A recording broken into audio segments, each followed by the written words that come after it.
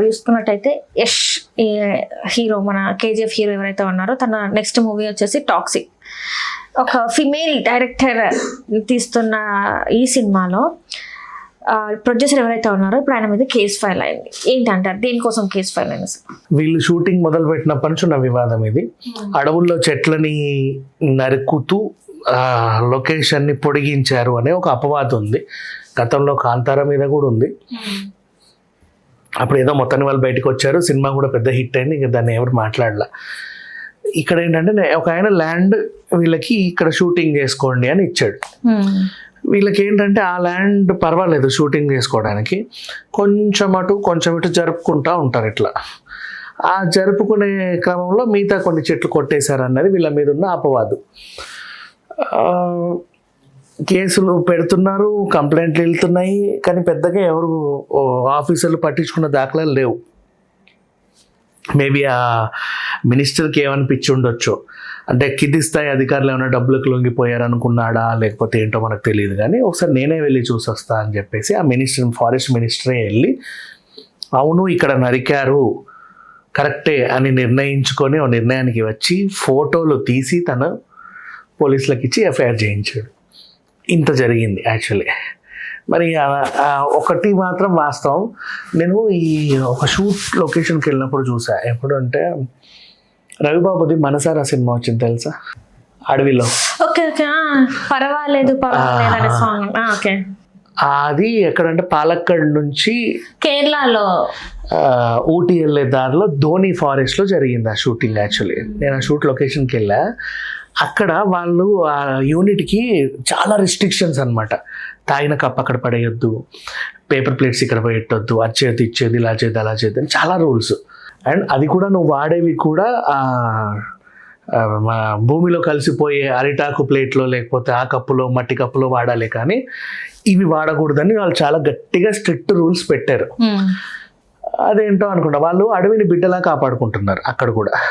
Same ఇటు కూడా అంతే, కర్ణాటక సైడ్ కూడా వీళ్ళు అడవులని బాగా ఇదిగా కాపాడుకుంటారు. వాళ్ళకి ఇష్టం చెట్లు ప్రకృతి అంటే. మేబీ దానికైనా సరే ఎన్నిసార్లు కంప్లైంట్లు ఇచ్చినా ఎందుకు వీళ్ళు పట్టించుకోవట్లేదనో ఆ మినిస్టర్ వెళ్ళి ఉంటాడు. అయితే నీకు ఇంకో విషయం చెప్పనా, చెట్లకి హాని చేయడము యాక్చువల్గా చెప్పాలంటే సెన్సార్ కట్ చేయాలి. ఇంతకుముందు ఈ మధ్యకాలంలో చాలా పెద్ద పెద్ద పాన్ ఇండియా సినిమాలలో కూడా మనం చూస్తున్నాం. ఇదేంటది, ఇప్పుడు రోడ్డు మీద ఒక సినిమా, నువ్వు రావాలి, నీ కారు నేను ఆపాలని ఏం చేస్తున్నా, చెట్టును కోసి రోడ్డుకి ఇలా అడ్డంగా వేస్తా. సడన్గా షాక్ అవుతాడు, అరే ఏంటి ఇలా చేశాడు అని. నెక్స్ట్ ఇంకో చెట్టుని ఇట్లా గట్టి వేసి ఇట్లా కొడితే బాహుబలికి తాకి ఆయన ఎక్కడో ఎగిరి పడ్డాడు. అది కూడా చూసాం. అదే సినిమాలోనే చెప్తా, అదేంటిది, ఒక మనిషిని ఇట్లా పొడిచి డైరెక్ట్ చెట్టుకి ఇట్లా వేస్తాడు. మనిషిని పొడిచావు, చెట్టుని ఎందుకు పొడిచావు నువ్వు? అది నిన్నేమనలేదు కదా. సో ఇట్లాంటివన్నీ కూడా సీన్స్లో ఉండకూడదు. కానీ ఎప్పటి నుంచో అందుబాటులోకి వచ్చాయి తెలుసా. పెళ్లి సందడిలో నీకు కీళ్ళ కీళ్ళ కీళ్ళ పాట గుర్తుందా? పెళ్లి సందడి, శ్రీకాంత్ పాత మా పెరటి జామ చెట్టు పెళ్లి సందడి, దాంట్లో వాళ్ళిద్దరు ప్రేమ గుర్తుగా చెట్టు మీద లవ్ రాసుకుంటే ఆ పాటలో ఆమె చెట్టు కొట్టేస్తా ఉంటుంది, ఇతను వచ్చేసరికి చెట్టు పడిపోతుంది. అట్లా కొట్టొద్దు, నీ ఎమోషన్స్ చెట్ల మీద తీర్చుకోకూడదు. ఇట్ వాజ్ రాంగ్ సీన్ అది యాక్చువల్లీ, బట్ అది చెల్లింది సాంగ్లో భాగంగా. నెక్స్ట్ మళ్ళీ ఇంకొకటి ఏంటంటే, కొన్ని పాత సినిమాలలో గోదావరి సైడ్ లొకేషన్స్లో విలన్కి కోపం వస్తుంది. ఎరా వాడు అలా చేశాడు, మన వాళ్ళందరినీ చంపేశాడు అన్న అంటే వీడికి బాగా కోపం వచ్చి అరటి చెట్లన్నీ నరికేస్తూ ఉంటాడు కోపంలో. అంటే ఆ కోపాన్ని ప్రదర్శించడానికి, నీ కోపాన్ని ప్రదర్శించడానికి నువ్వు అరటి చెట్లను నాశనం చేయాల్సిన అవసరం కూడా లేదు. సో ఇవన్నీ కూడా సినిమాలో చూపొద్దు. చెట్లని హాని చేసే ఏ సీన్స్ చూపించకూడదు, బట్ చెల్లుతున్నాయి, మనకేంటో తెలియదు. అండ్ ఇంకొకటి, హారర్ మూవీస్ లాంటి సినిమాలలో ఎక్కువ ఎండిపోయిన మోడులని చూపిస్తూ ఉంటావు, ఎండిపోయిన చెట్లని.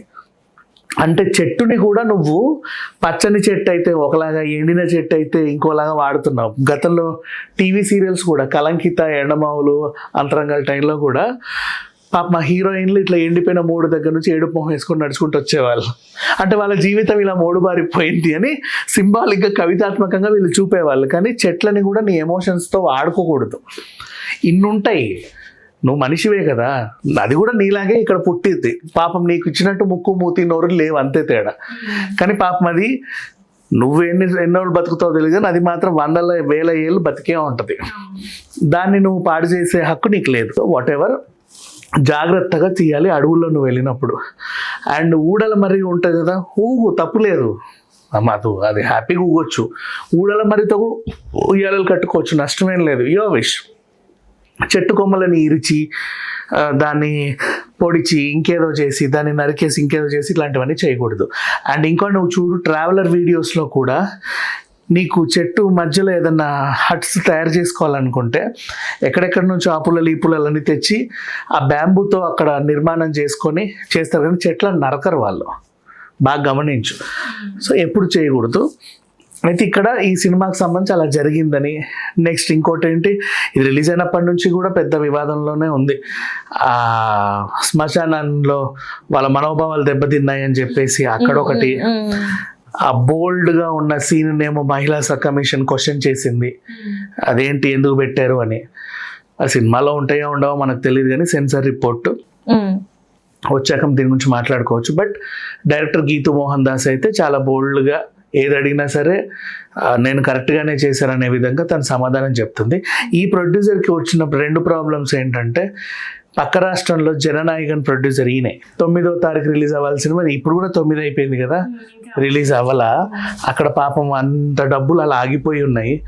ఇక్కడేమో రిలీజ్కి సిద్ధంగా కావాల్సిన సినిమా మీద ఎఫ్ఐఆర్ నమోదైంది. మరి ఇది రిలీజ్ అవుద్దో లేదో తెలియకుండా ఇది ఉంది. మరి పాపం పరిస్థితి ఏంటో అర్థం కావట్లేదు, అంతే. నెక్స్ట్ ఏంటంటే, అంటే ఇప్పుడు నెక్స్ట్ బాబీ కొలి చిరంజీవితో ఇంకో సినిమా అనౌన్స్ చేస్తాడు, అది ఉంటుందో ఉండదో మనకు తెలియదు.